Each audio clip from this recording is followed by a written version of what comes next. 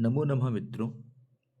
जैसा कि आप सब जानते हैं, विगत दिनों से हम श्रीमद् भगवत गीता के द्वितीय अध्याय सांख्य योग पर चर्चा कर रहे हैं।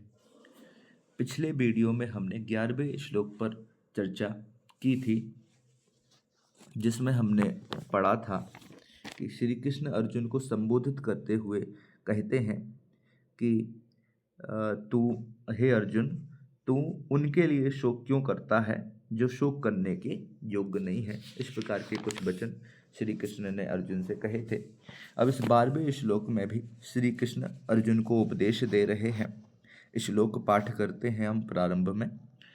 न त्वेवाहं जातु नासं न त्वं नेमे जनाधिपः न चैव न भविष्यामः सर्वे वयमतः परम सर्वे वयमतः परम। क्या कहते हैं देखिएगा। श्री कृष्ण अर्जुन से कहते हैं कि ना तू एव, सबसे पहले जो नत्वेवाहम लिखा है ना, ये त्वेवाहम को हम विच्छेद करेंगे तो तू धन एव धन अहम, ये तीन शब्द निकलेंगे, तू एव और अहम।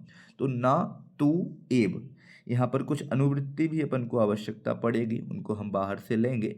जैसे कि ना तू एवं शब्द को हम ले लेते हैं यहाँ पर, तो ना तू एवं एव अर्थात श्री कृष्ण कहते हैं कि हे अर्जुन, ना तू एवं एव, कि ना तू ऐसा ही है, ना अर्थात नहीं, तू मतलब तू, ना तो एवं बाहर से लिया हमने, एवं अर्थात इस प्रकार ही, एव मतलब ही, इस प्रकार ही, अस्ति अर्थात है, कि ना तो ऐसा ही है कि कैसा, कि अहम जातु नासम। देखिए यहाँ पर अहम जातु न आसम, देखो यहाँ पर ये अहम शब्द प्रयोग हुआ है सबसे पहले, फिर जातु, फिर ना, फिर आसम। इसको अपन अन्वय रूप में लिखें तो अहम जातु न आसम, अर्थात कि ना तो ऐसा हुआ है कि, ना तो एवं एव अस्ति, की ना तो ऐसा ही है कि अहम जातु न आसम, कि मैं कभी भी नहीं था। जातु मतलब होता है कदाचित भी या कभी भी, कि अहम अर्थात मैं, जातु अर्थात कभी भी, न आसम कि कभी भी नहीं था। ऐसा कभी भी नहीं हुआ कि मैं कभी भी नहीं हुआ हूँ।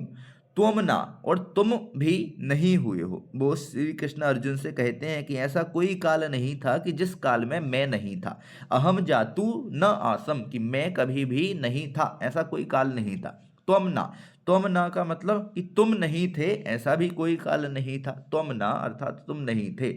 और इसके बाद लिखा इमे जनाधिपा, इन इमे जनाधिपः न, अर्थात यह जो जनाधिप हैं, जनाधिप मतलब लोगों के अधिपति राजा लोग हैं, यह भी नहीं थे, ऐसा भी नहीं हुआ है। यह जो सामने खड़े हुए लोगों के अधिपति राजा लोग, कौरव लोग दिखाई दे रहे हैं, ये भी नहीं थे, ऐसा नहीं है। अर्थात अर्जुन श्री कृष्ण अर्जुन को ये समझा रहे हैं कि ऐसा कोई भी काल अभी तक नहीं बीता है जिसमें मेरा जन्म नहीं हुआ हो, अर्थात मैं नहीं हुआ हूँ। और ना ही तुम हुए हो, ऐसा भी कोई काल नहीं बीता है।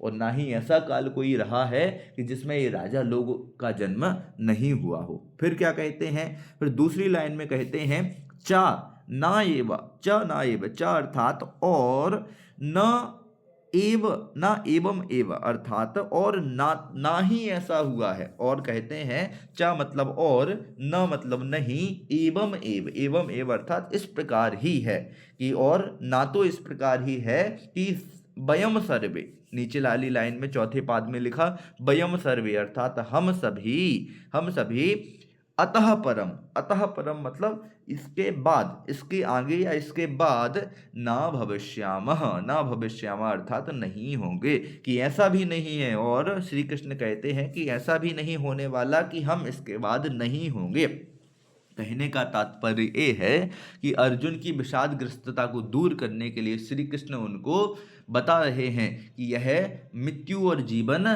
सत्य नहीं है, क्योंकि इस संसार में आत्मा का ना तो कभी मरण होता है और ना ही वह किसी से उत्पन्न होती है। आत्मा तो अजर अमर है। इसीलिए तू ये मत मान कि इनका कभी विनाश हुआ था और न इनका कभी विनाश होगा, ये मत मान। और तू धर्म युद्ध में तत्पर हो जा। इस प्रकार के वचन श्री कृष्ण अर्जुन से कहते हैं। एक बार और आप अर्थ देख लें। न तू एवं अस्ति यत, श्री कृष्ण अर्जुन से कहते हैं ना तू एवं अस्ति यत, कि ना तो ऐसा ही है कि अहम जातु न आसम, कि मैं कभी नहीं हुआ, ऐसा काल ही नहीं आया कि मैं कभी नहीं हुआ हूं।